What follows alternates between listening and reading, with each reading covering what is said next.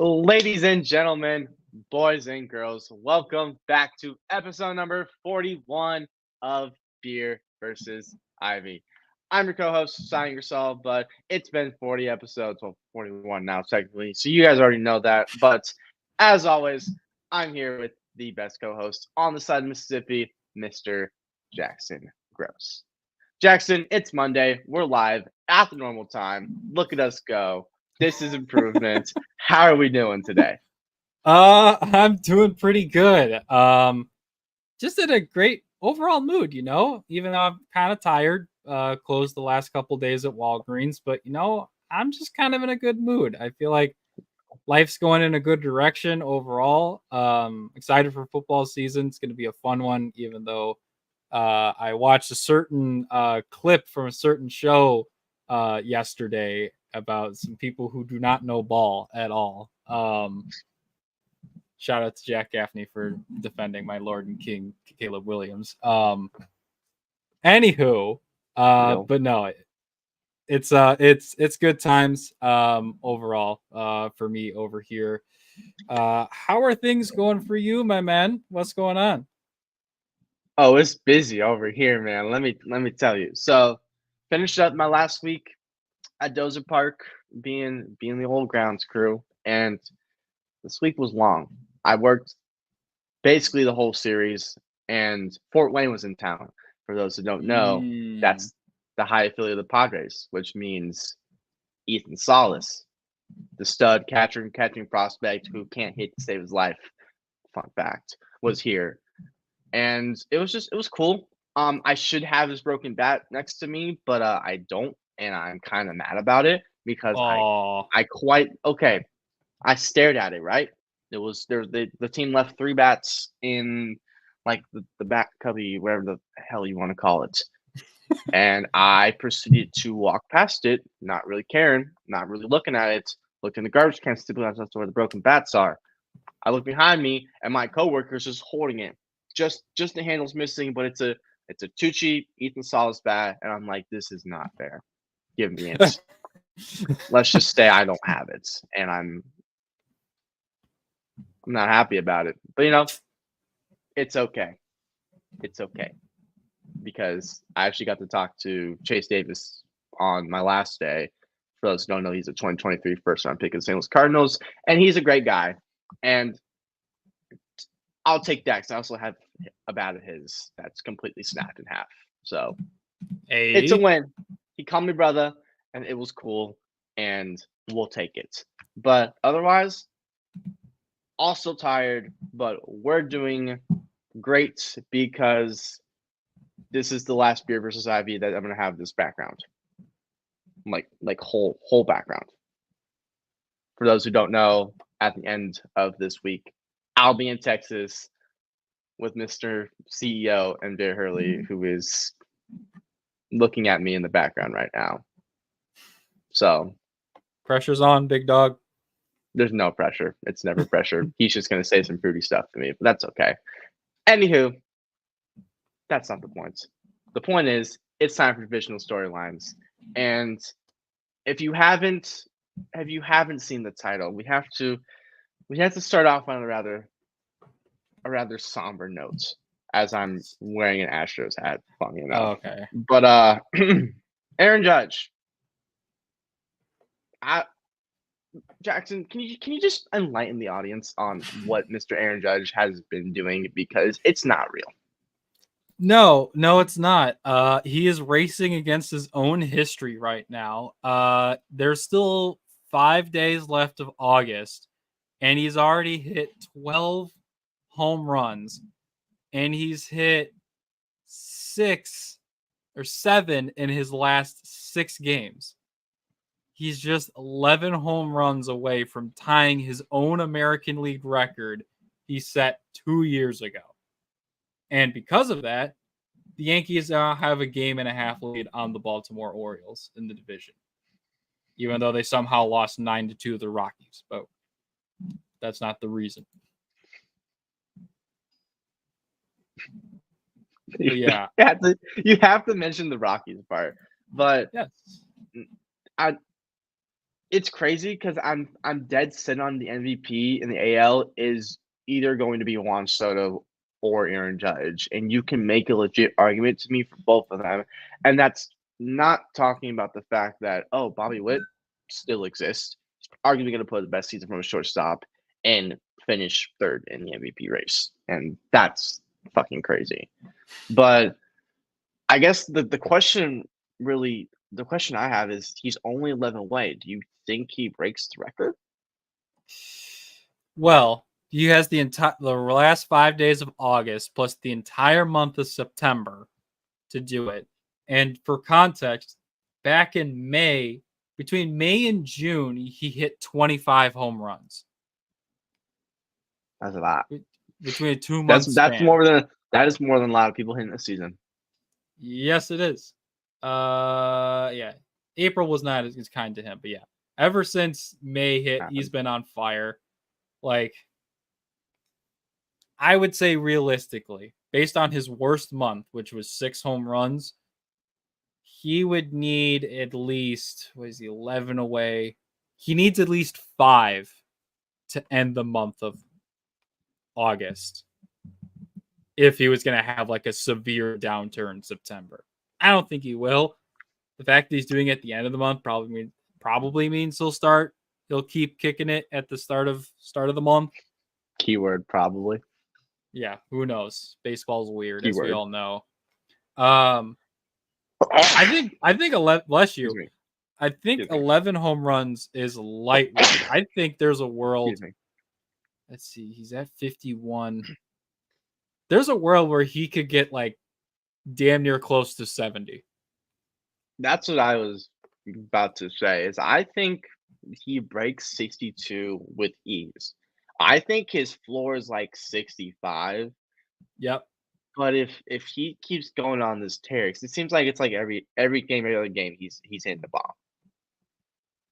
If that keeps up, you have a lot of games left. Why not hit 70? Like, why Casually. not? Casual. And he's still playing center field too. Like he's not just some DH. He's playing the field basically every single day. He's not really getting off days. Like, why not? Why not hit 70? Just do it for the fun of it and then lose in the playoffs. Wow. Like why not? Why not? But yeah, I mean, and he has, let's see, I just taking a look at it. 1, 2, 3, 4. He has 5 more series at Yankee Stadium. Yeah. Including 3 against the Pirates, 4 against Boston, and 3 against St. Louis. Cool. I hope he breaks it against St. Louis. He'd have to hit 11 home runs in like 5 days. It's Aaron Judge. That's pretty possible to me. I do have to address this. He's clean. As far as I know, he's clean. Well, no. He's not juicing. He has the stadium equivalent of juicing. Yeah. He plays in a Mickey Mouse field known as Yankee Stadium. I think I saw a stat where like his last like 30 home runs or whatever, 25 of them would only be a home run at Yankee Stadium. It's a bandbox.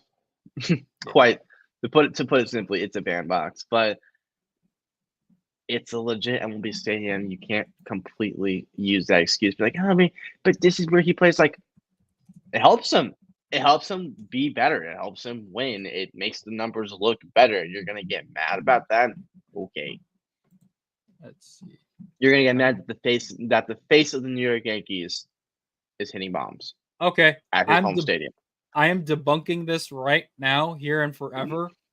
He has 26 home runs at Yankee Stadium, 25 on the road. There we go. See? So at Yankees fans, or at Boston fans, or at literally any fan, cry about it. Yeah. Like, cry, actually. MJ. Cry. Montes beats me. He's just him. Anyways. Exactly. So on to something a little more interesting. Not saying that the Aaron Judge is interesting, but we got the little AL Central piece. A three-way race for division, which a couple weeks ago was not like this. But with the Guardians basically forgetting how to play baseball, 4-6 in the last 10, Twins and Royals are just sitting just 3 games back of the division. Royals have 7 games left against the Guardians, starting today, so that's going to be a quite entertaining series. Well, the Twins have a 4-game series against them all the way on September 16th. I still think the Guardians have this because on paper, the Guardians are the best team. They've been struggling a little bit because it's been pitching. yeah, I've been watching some game highlights. They've been getting kind of lucky. They did absolutely beat down the Rangers, which you do like to see that, but it's gonna be the same old, unless the Guardians rapidly fall off, like a worse than a 4-6 fall off, in like the next 10 games, then it's like okay, but you still have a 3-game cushion. You are the best team in that division. I don't see any worries here. I'm gonna vehemently disagree with you, and not just because I am a slight Royals bandwagon at this point, for obvious reasons. But I will say, based on what I'm looking at for these teams' remaining schedules, I would say the Guardians probably have the toughest remaining schedule at this point in the year. They got, I give see, 7 games against Kansas City, 3 games against LA on the road. They got a 4-game set against Tampa, that 4-game set against Minnesota, 3 on the road against St. Louis before they end the year against Houston, who is playing really good ball right now. The Twins, yes, they also have a series against Kansas City. They have the Braves and the Orioles. But the rest, it's Miami, Cincinnati, LA, the Angels in that for the Twins, and then the Royals. I actually might have been mistaken. Hold up. Oh, yeah, no. Never mind. It's Kansas City. They have Cleveland. They are on the road for 8 games against Cleveland and Houston, 3 against Cleveland again, 3 against Minnesota, and then on the road for 3 against the Yankees, all in a row from today until September 11th. So now you understand why I think Cleveland's going to be just fine. Oh, I would love it. I would love it. Don't get me wrong. It's not going to happen. It would be Watt awesome. Season. Great for the program if old Bobby wins it. It's just not realistic. No, not with because Aaron he's a small market. Because Aaron Judge, Juan Soto, and he's a small market team. If you haven't learned, MLB could give a flying fuck less about small market teams. They don't get love. They don't get love.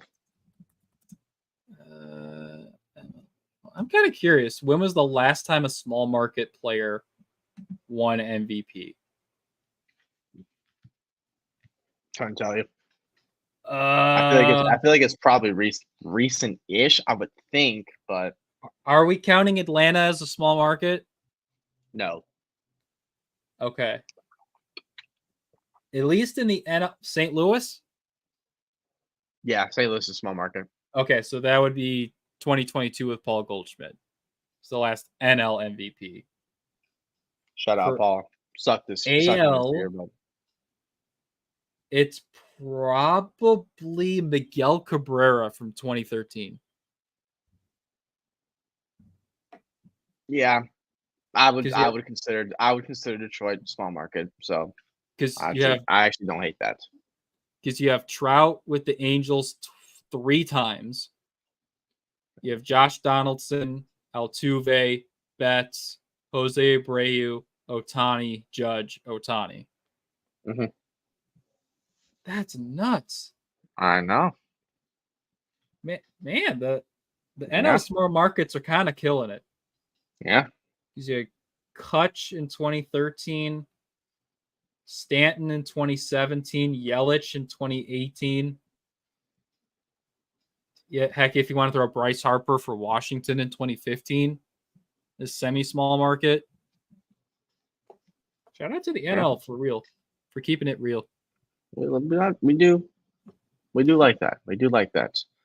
But on a not shout out track, shout out to Seattle because you guys fired Scott Servais. And, well, when you drop 4.5 games back at the Astros, when you had the division lead by almost 10 games, you get swept by the Tigers, who, hate to break it to you, Tigers aren't great this year. Dodgers are good. You can understand a sweep there. And you lose series to the Pirates. That's right there. For the folks who don't know, is what we call accountability. They held Scott Servais. They left hand up. Left hand up. My bad. Held him accountable and said, "You're not getting the job done. So we're gonna bring in somebody who's going to." And in their first game with their new manager, they walked it off. Coincidence? I think not. Was this the right move? I think yes. However, Scott Servais has had success. He was the manager who brought back Seattle to the playoffs for the first time in 20-something years.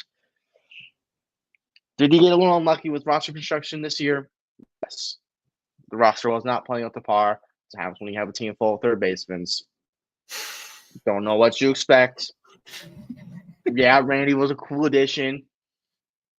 Luis Castillo is supposed to be your ace, kind of getting shelled. Arguably, Castillo's not the ace anymore. It's just we like it. We love accountability, but Scott Servais is going to go get another managerial job in the offseason. Mark Kotsay is probably going to get fired, but Black's probably going to get fired. There's a word where Dave Martinez in the Nationals gets fired. He'll get a spot. Yeah. David Ross could be a guy that cycles back in. I hope not. Skip Schumacher might get fired because the Marlins decided to suck this year. Even though he's great, might get fired. Yeah, Schumacher's great. She should be a Cardinal still, but we don't have to talk. We chose Oliver Marmol instead. Whatever. Sore subject. But yeah, no, he'll find his way back in a managerial position. If at worst, he'll be a bench coach. Yeah, go ahead. He's had the previous. If he didn't have the previous success, then this is a whole nother story. It's like, okay, he's probably not going to get other spots, but he's at least shown that he can do it. Give him a new scenery, new roster, see what he can do. Now you may go. Yeah, I was just gonna say Randy has been doo-doo cheeks with the Mariners. Good. He had that one home run like in the second or third game that he got after he got traded. Mm-hmm. It's basically everything he's done. He's got 6 doubles, 6 RBIs, a 216 batting average, and a 318 slug, 0.4 WAR in 25 games. So not great. Hashtag not good. Hashtag not good. So we'll see if they can turn around. It's gonna have to be a division title if they want any shot at the playoffs, because they're not catching Kansas City or Minnesota 6.5 games back. And heck, I don't think they even catch Boston. Shout out Jack Gaffney. I don't think they're catching Boston either. They're not. And yeah, and the Astros have to fall apart in this last month. And the Mariners have to stay hot and just not lose. Let's see. What do they got down the stretch here? It's an uphill battle. It is an uphill battle. It's an uphill battle for them to do it, but the schedule isn't that hard for them. Tampa. That's winnable. 7 games between the Angels and the A's. St. Louis for 3. San Diego for 2. 7 more against Texas. throughout the rest of the year. They do have a series against the Yankees, and they do have that series near the end of the month on the road in Houston. And then they end the year against Oakland at home. So, if they can get their stuff together and be within 3.5 to 4 games heading into that series at the end of September against the Astros, there's a shot if they take 2 of 3 or sweep them. That makes that last series of the year against Oakland very, very interesting. So but Oakland they... can mess around and just be like, yeah, you're not getting in. Fuck Seattle. JP Sears, go shove. Mitch Spence, go shove. We're fine. Is Alex Wood still shoving, or did he get hurt at some point? Pretty sure he's hurt. And they moved Ross Stripling to the bullpen.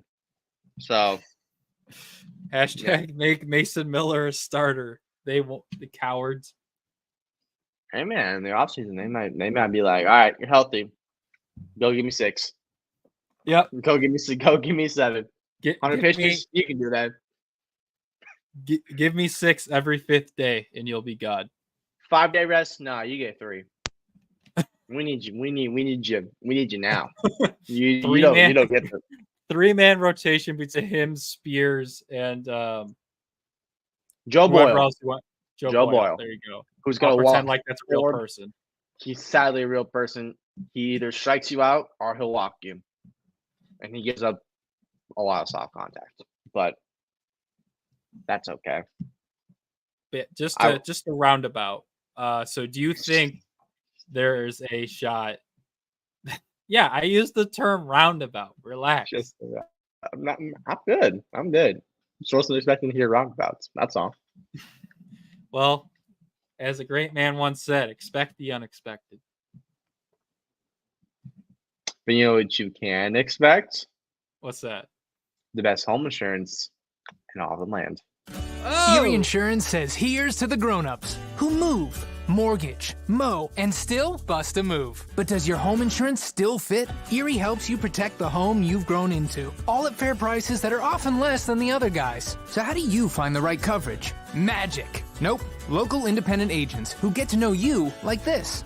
Your local Erie agent is Building Block Insurance Group. Get a quote today at 704-464-4544. Erie Insurance. Ooh, so good at this. So good. And when you contact our guy, Jeff Fortepney now it's in my head from last week. Is it? Because you slightly messed it up last week. So my mouth is shut. I'm like, I see you got this. So it's not 464. Oh no. I got this. For those who want this great home insurance, contact our guy, Jeff Fortepney, at 704-464-4544 or at jeff@mybebig.com and let him know that TDT Media and Beer vs. Ivy, we sent you. We're hooking you up, and let him know that Jeff's a better manager than Scott Servais. Hey, I agree. 100%. And on that note, our transition. We're professional. Time for the NL. Happy Dylan Cruz Day for all that celebrates. After Paul Skeens got caught up early this year, the number 2 overall pick from the 2023 draft, outfit of Dylan Cruz at LSU has been called up by the Washington Nationals due to Thank you, producer in the background. We love that. Shout out to you. See him giggling over there. I see that. he's giggling. He's giggling.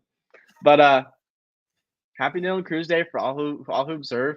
I was doing a little bit of background research, and this is due to their outfielder Alex Call tearing his plantar fasciitis in his foot. Not sure that's how you say it. Partial tear though, and I'm guessing that's close. You're close. Hey, close is good enough. That's all I gotta say. Close is good enough. But this outfield's looking there. Okay. Is there a realistic world where Washington Like, yeah, this year hasn't been the greatest, but their young talent's starting to come up and perform. Is there a realistic world where Washington's pushing for a playoff spot this time next year? Okay, I was gonna say if you're gonna say this year, then we got some I problems. was gonna say, no, they're quite below They 500. that let me take a look at their pitching. Because I right away I look at that outfield of now it's going to be a Dylan Cruz, James Wood, and Well, I was gonna say, Alex yeah, Call, or what's his name? Jared Young, I'm pretty sure. They got some a speedy another speedy center fielder. I just can't think of the fraud's name. And you still got CJ James Abrams. Wood was the left fielder you're thinking of. I know. I already said James Wood. It's the other center fielder. But I think it's Jared Young, Jacob Young. there he is. There he is. And don't forget said the Jared. GOAT right fielder, Joey Gallo. Yeah, he's still there. He's still he's playing some first. He exists. He's kind of kicking. He exists. Still got CJ. You've got some young pitching in Josiah Gray, Mackenzie Gore, DJ Hers, Jarrett Parker. Mitchell Parker. Mitchell Parker. Jared Parker was I'm thinking Different of one. Blake Parker. I'm thinking of a different guy, but I knew there's well. Who's he's next? another Southpaw. He's another Southpaw. Nope, not that. But Hey. back to my okay, shout out Spider-Man, but back to the question. Do we think this time next year Washington's pushing for a playoff spot? I don't know, because I think you're going to still have the Phillies and the Braves at the top of the NL East. I think that's pretty much assured at this point. The team that's going to come down to is not only what the hell the Mets are going to do and how they're going to perform next year, because they could easily go back to Lowell Mets, how they were at the beginning of this year before they were duking it out for the Braves for that last wild card spot. And then it comes down to, are the Diamondbacks and Padres still going to be as good as they have been this year, the second half of the year? What's going on with the Cubs and the Cardinals? Do the Brewers finally regress a little bit? What's going on with Cincinnati? Does Pittsburgh get themselves into the mix? I like how I've basically named every NL team except the Marlins and the Rockies. But that's where it is at this point. That's where the National League is at this point, because you have your two dominant teams in the Phillies and the Dodgers. But then it's kind of a whole mishmash of, we don't know how the rest of the teams are going to try and compete next year, how they're going to do. Because the Pirates are going to want to build on this year and not waste Paul Skeens' abilities. The Reds don't want to race Adela Cruz. They're going to. Right. They're also going to waste Adela Cruz. Let's just be for real now. Yeah. But continue. Cubs got to get their shit together, and they said they're going to be over the luxury tax line next year. So we'll see what that means. Who knows what's going on with the Cardinals if they decide to blow it up Can't tell you. After this year. Or just do a retool. It's probably going to be a retool, but God, I want them to blow it up. Padres and Diamondbacks are really, really good, especially Diamondbacks. We'll get into them later. And then we just talked about the entire NL East minus the Marlins. The NL is going to be a very competitive league next year. I have a strong feeling. I think it's possible. I love CJ Abrams. CJ Abrams deserves the world. So yeah, he needs to take some playoff experience. He's better than Ellie, so let's just get that straight before anything. Whoa! Yep. Heard it here first. Heard it here first. That's my bold take of today.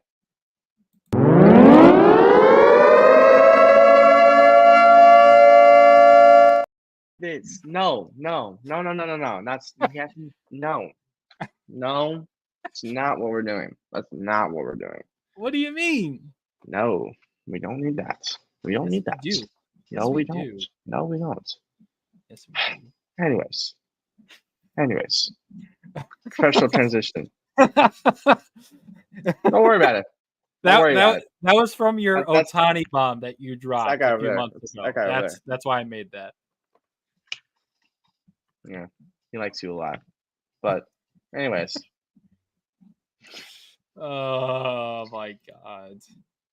Anyway, that's what happens. You're locked in, and you just heard a bomb. You're welcome. That's actually not me. That's the other guy. But yeah. The professional other guy. transition. We alluded to the Pirates, and shout out to them for just sucking. Basically, we don't mess with Pittsburgh. You know, like their stadium's like beautiful. Yes. But a failed buying trade for the Pirates. In 20 games with Pittsburgh, Mr. Brown David Cruz, formerly of the Miami Marlins, he's not great. No. 221, 246, 260, 3 doubles, 9 RBIs, no home run. You're hitting below your OPS plus is below 100. Yeah. That's not a buying move, Pittsburgh. No, it's not. You also just put Michael Lake Taylor on outright waivers this morning. So what are we doing, guys? I get it that I'm pretty sure you're still in the cellar and you're not great, and Paulskis is something going to get real mad at you, but whatever. Just pop they off, are half pop off, guys. a game behind the Reds for last. Still in last. Yep. No, that's what I hear is still in last. Yes. RIP for the Pirates season. No. Sad scenes for Paul Skeets. Are we really saying RIP to an NL Central team, Jackson? Look at your hat. Look at your hat. Hey, you know why I can say it? And because I don't care. Because they're irrelevant.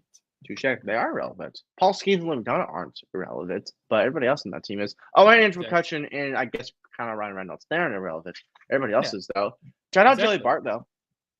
He's making my card investments looking a little less stupid because he remembered how to play baseball. Yeah, I invested a little too much in Joey Bart.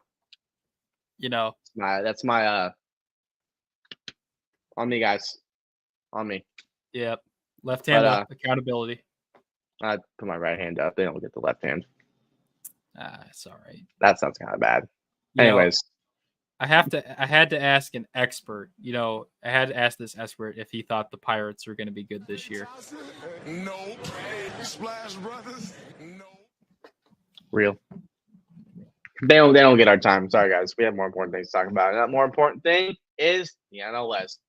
Shout out to the motherfucking kids, baby. They're back. The Diamondbacks are 7-3. Their last 10 are now the top team in the NL wildcard race. Thank the Lords. Fuck the Padres and fuck the Braves. I don't even want to read the ticker. Fuck them. The kids are back. Corbin Carroll's back. Erod finally debuted. Merrill Kelly is back. Zach Gallen's still him. Josh Bell is low-key kind of a sneaky good pickup. We have Luis Guillorme now because Ketel Marte got hurt. Gerardo Perdomo, still love him. We're great. Our bullpen's a little questionable. The bullpen's questionable, but we're great.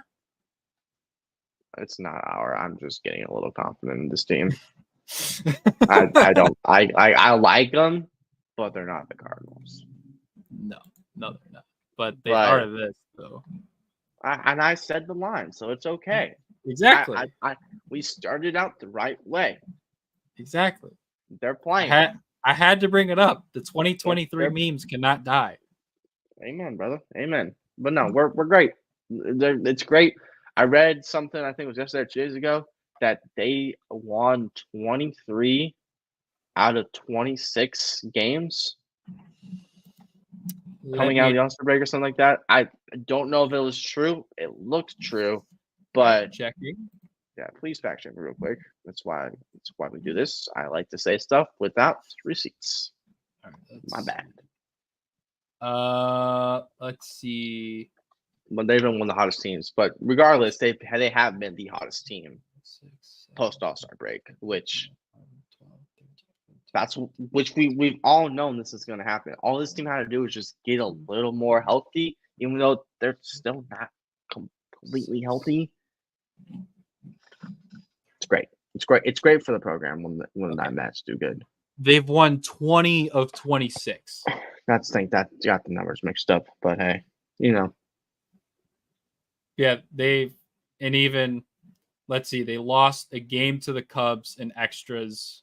They lost one game to the Royals, one game to the Pirates in extras, lost another game to the Pirates. What's going on there? And then they got swept by Tampa Bay. But as I said in the ticker, they've won 6 games in a row, and they just outscored Boston 23-8 in a 3-game series. Now, their schedule ramps up quite a bit from that because they have the Mets, the Dodgers, San Fran, Houston, Texas, Milwaukee twice for a total of 7 games, San Fran and San Diego with a Colorado series mixed in there. Mm-hmm. So this is, as it is at the end of every year, this is going to be the real test. And I'm honestly really excited to see this Mets Diamondback series. It starts tomorrow. Erod versus Sean Manaea should be interesting. But this series and the rest of the season is going to be the true test of the metal for this Diamondbacks team. If they are truly legit. I mean, they did take 3 of 4 from Cleveland, so there is that. But I want to see what they can do with this many good teams in a row. Mm-hmm. If they can stay hot and the pitching can stay great, which it's crazy this team is doing this good, and they moved Jordan Montgomery fully to the bullpen. Oh, I didn't realize he was in the bullpen. Yep, I had no idea. Fully. They're riding Ryan Nelson instead, which when I initially saw that, I'm like, huh, this is fascinating. But MLB 23 Diamond Dynasty legend Ryan Nelson, by the way. Really, if you know, you know. But no, this team is not the healthiest. But once Casella comes back, once Christian Walker comes back, which they both should come back by the end of the season, life is going to be great. But they're hot. And that's what we love about baseball is it don't matter who's on your team. Any one of your 26 guys can decide, today's my day, I'm going to go 3-4. Today's my day, I'm going to go 4-4. Today's my day, I'm going to not be good. Like I'm gonna hit for the cycle. I'm going to hit for the cycle. Me. Well, you know who he did hit for the cycle, but he did hit a crazy hit the other day down in Miami. Because you know what it's time for. It's time for State of the Union. Take this away. Take this away. The hope and future of the Chicago Cubs. The redhead god. The redhead who actually has a soul. Mr. P. Crow Armstrong. Yes, it's against a glorified AAA team. Give me a second.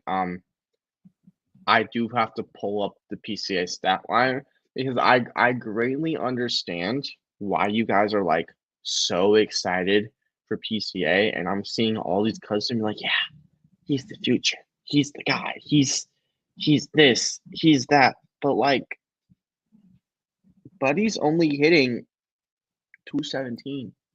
Okay. I knew this was going to come up. I knew this. I knew I get the hype. I like PCA. I told my Cubs fan as I was watching the game with him before I was going to drag the field mid game when I was working on Friday, and I was like, I like PCA. You know why I like PCA? Because he wasn't originally a Cub. The Mets got him. The Mets fucked that up because they say, "Ooh, Javi Baez, ooh, pretty. We like that." Yeah. Ooh, Trevor Williams for some reason. Ooh, Trevor Williams. But okay. Here's what I will say. The big thing is, yes, the stat line for the entire season is no bueno. He had some real rough patches throughout this entire season. Got sent down to minors for a while, came back.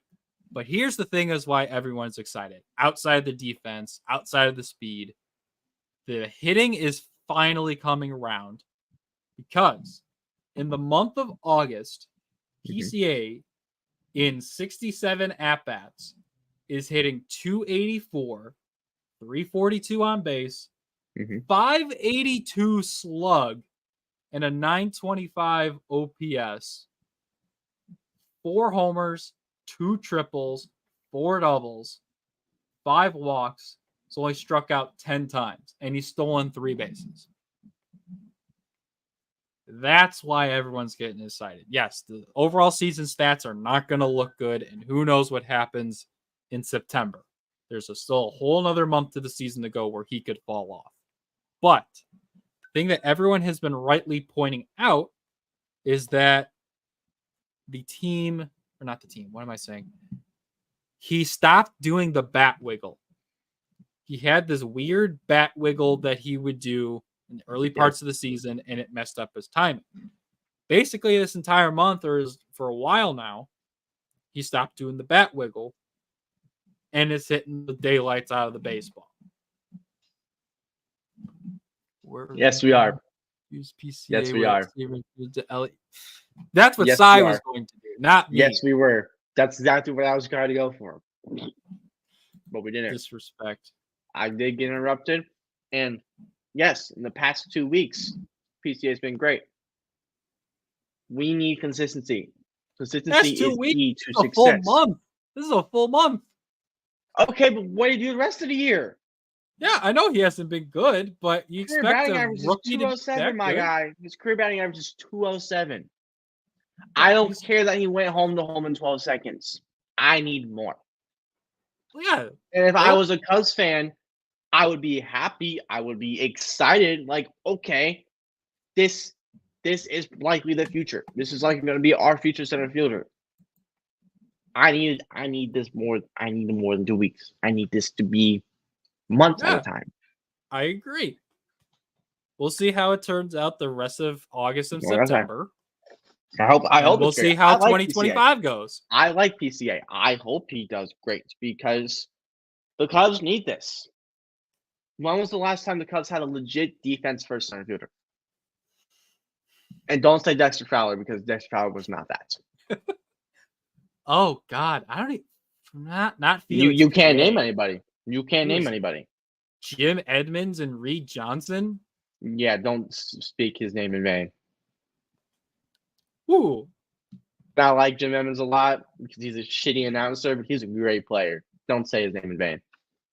I'm not saying it in vain. I'm saying he was a good defensive center fielder. What you mean? He was, but probably not. Cubs legend. Cubs, being honest. Yeah, that's. Reed Johnson was really good. Okay.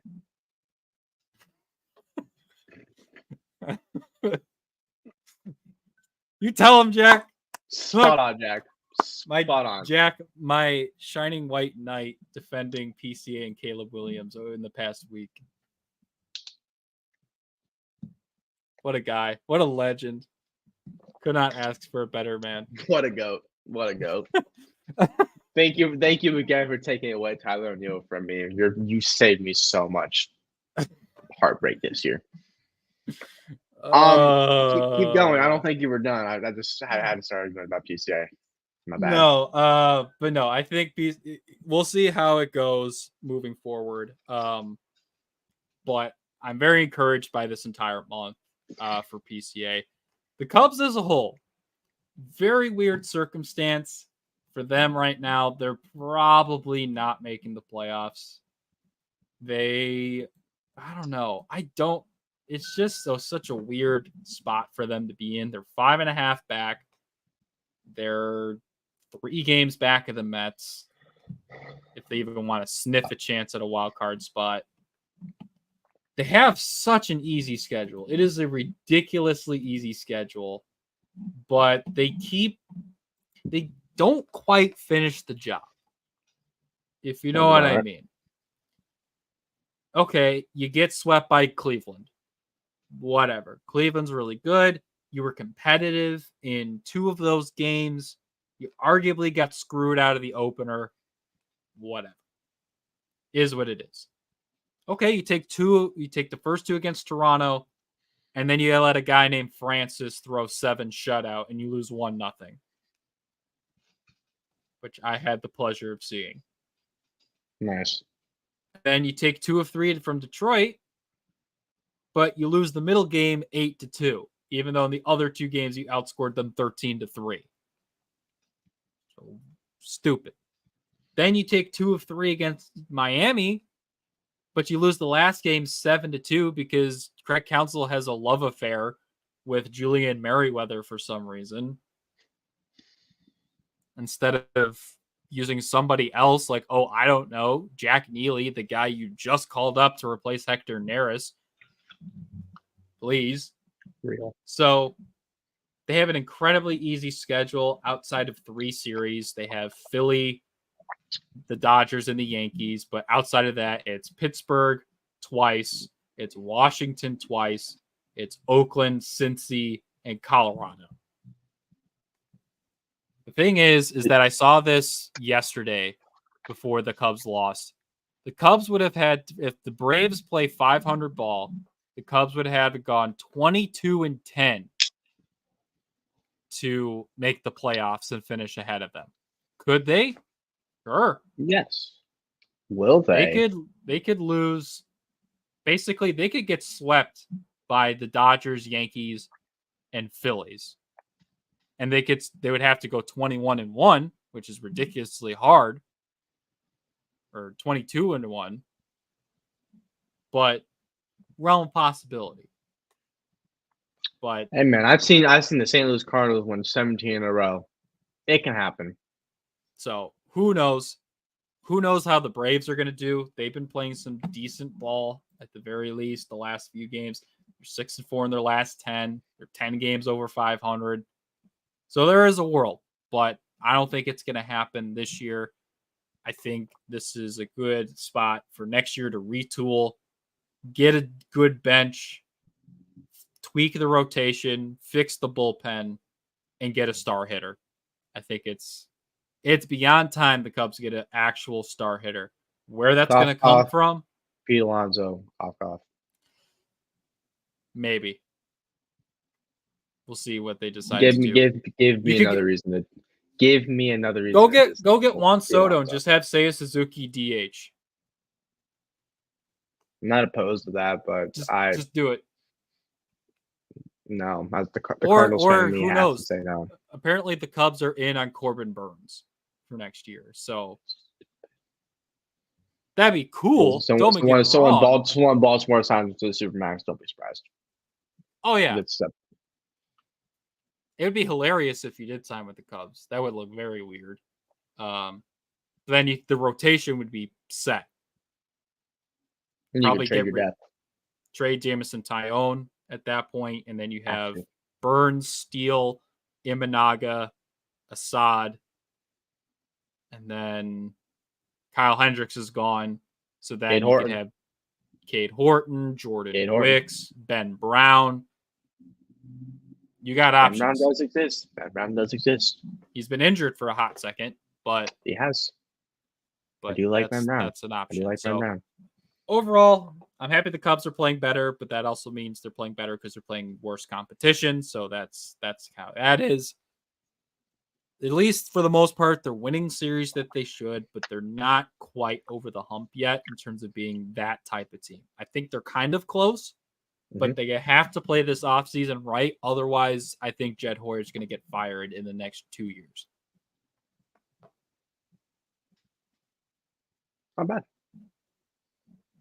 Okay, my turn. Yep. So all I had to do was shit on this team and they win series. Funny how that works. Quite simply. I shit on them on Wednesday and they won 10-6. And then they won the next game. Then they won the next game. And then they lost one. Then they won the next one. Like, funny how that works. It's funny how that works. All I have to do is just come back on this and just speak my mind. And then they say it's okay. So I said we gotta do this. So let's go do this, and that's what happened. So shout out to me. You're welcome for that, guys. But honestly, record wise, you look this week and you look at it, you go, oh, you won 2 or 3 against Milwaukee, you won 2 or 3 against Minnesota. That's not a bad week. But then we see that in that loss on Saturday against Minnesota, Wilson Contreras broke his middle finger, and now he's out the rest of the year. Oh, that's right. I did see Yep. that. Yeah, that did happen, and that's not great for the program. That was our most consistent hitter, the guy who especially can mash lefties. Gone. Not great for the program, but it wasn't a bad week. Andre Palante, 7 shutout innings. Shout out Palante. Love that.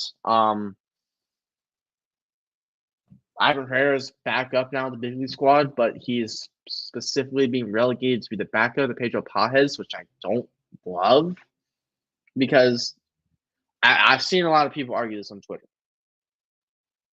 Does Pajes have the better defensive numbers? Yes. It's not as bad as people think it is. And then Ivan Herrera has a much better bat, like Contreras-esque bat, which is what this team needs as we are 500 and we are trying to fight for a playoff spot. We have Matt Carpenter now basically full-time DHing, batting third, and I don't love that. I don't love that at all. Brandon Donovan is hitting like 4th or 5th for us, which I do kind of like because he pimped a home run. If you haven't seen it, pimp job earlier this week. But we've won games this week, but we're still having the same issues. The same issues are still happening. Either the pitching's awesome and the bats aren't, as lost 2 to 3 against Milwaukee, lost 0 to 6 against Minnesota. Like we're not scoring. Or it's vice versa.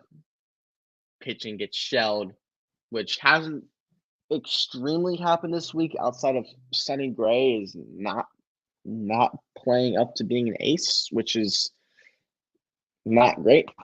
You know, the Sonny with a chance of meatballs meme. Yeah, I have seen that so much this week, and it's not fun. I don't like it, but we're in a tough stretch. We come home for 4 games against San Diego starting tonight. Schulte boy's back, and I hope he gets booed. I hope all not enough fans that are going to show up to the stadium, because we are also at a record low attendance for the longest time. Just it's the same issues. Like we can look at like wild card standings. We're there, I guess, which is absolutely generous to say the least. But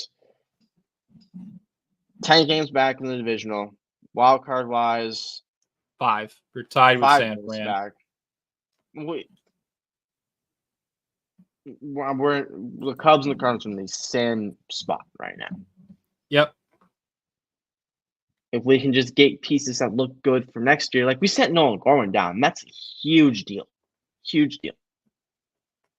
Like we're riding out the vets, even though Goldie got benched twice in the series against Twins, and the only game he played is the one we lost, which is interesting to note. But same old.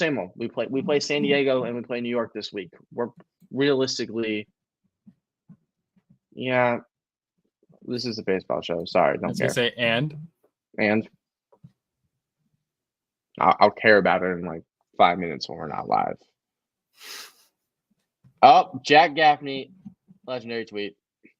Uh-oh. Let's see. What did the gaff? This is why he's our social media admin. Uh-oh. Did he tweet from his account or from TBT accounts. But okay. anyways, Yes. life. I mean, the Cardinals are going to be the Cardinals. We have 3, 4, 5 going against the Padres. If we can just split the series, that'll be nice. And if we cannot get swept by the Yankees this weekend, that'll be nice. But no promises. No promises. It's the same issues. Offseason's going to be one that needs to be addressed. But it is what it is. I'm just happy we won some games this week. Victor Scott also hit a massive home run, which is always nice to see because we love Victor Scott around here. Kid serves the world. He quite literally got me an A in one of my college classes. So shout out Victor. Yeah. But that's crazy. I had no idea. Hey, that's cool. Scouting report. I wrote a scouting report on Victor Scott II, and it got me a 96. Yeah. Yeah. Full blown scouting report. So shout out Victor Scott. Always love a little special place in my heart. But on that note, it's time for the bottom of the ninth. And I guess our bottom of the ninth can be the fact that Jerry Jones is not stupid. Yeah, we're a baseball show, but hey. I'm read the title of the company. Read the title of the company. They're down Thursdays, baby. We fuck with the NFL, and the NFL fucks with us. Hey yo, that's good. I mean it. I mean it. 4 years, 136 for CeeDee Lamb to stay a Dallas Cowboy. Spent months, and he gets $34 million a year. $38 million signing bonus. It's the second highest paid non-quarterback in NFL history. He deserves it. And now Dak Prescott waits to get paid. Yep. Overrated himself. Yep. He's basically Dallas Cowboys Kirk Cousins. He is. But my last two things I have to say for the bottom ninth before we run Craig Council and we get out of here is shout out Danny Jansen. You made history today. That's awesome. That's today. That's today. And I think it's like an hour or two, I think. And just based on that, absolutely awesome. It finally happened. But so we didn't. Why don't you clarify it for people who might not be paying attention or know what you're talking about? So, the Toronto Blue Jays and the Boston Red Sox are playing a resumption game today. When the game was previously played, it was a couple months ago.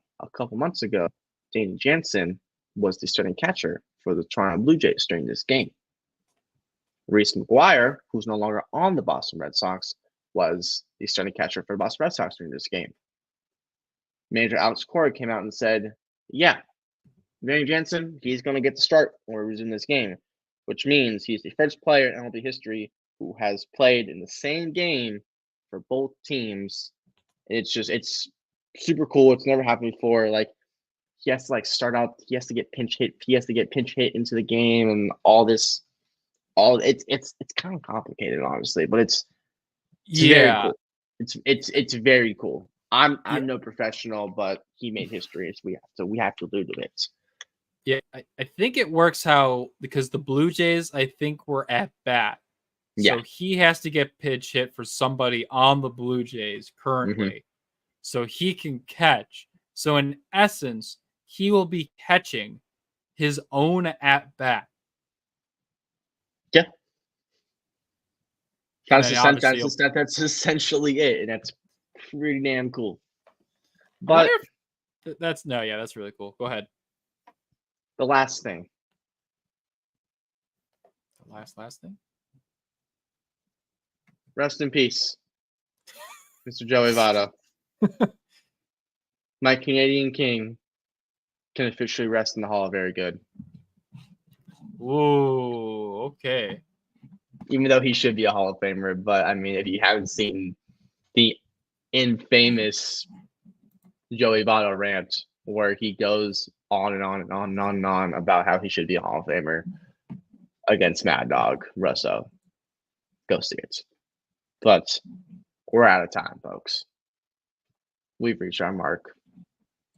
But if you think we're going to leave you guys without the best commercial in all of history, you got me so messed up. Because come on now. It's Beer vs. Ivy. You act like we're not going to say hi to Mr. Craig Counsell? Okay. Of course. Of course.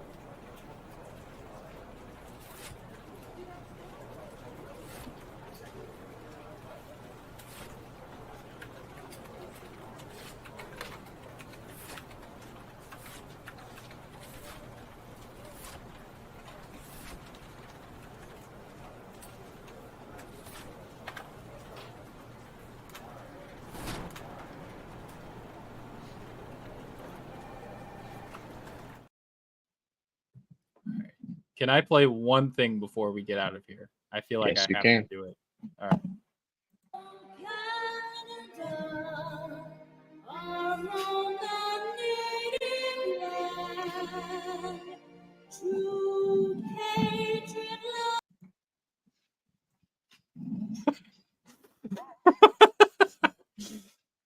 If I knew you were gonna pull up the picture, I would have played it during the picture. Okay, but... fair. That would have been a little better. Right. But we didn't. We don't communicate around here, guys. We just go. No. No plans. It's no vibes. Plans. It's MJ, pure vibes. Shut up. Nah, you don't get to disrespect the picture I sent in the chat, and you don't get to disrespect Joey Votto. You stop. But anyways, disrespected my Comic-Con picture. I will not rest. Everybody. But on that note, we'll be back next week, same time. Y'all know where to catch us. Yeah, go Cardinals. Hopefully we don't suck this week. Same for the Cubs.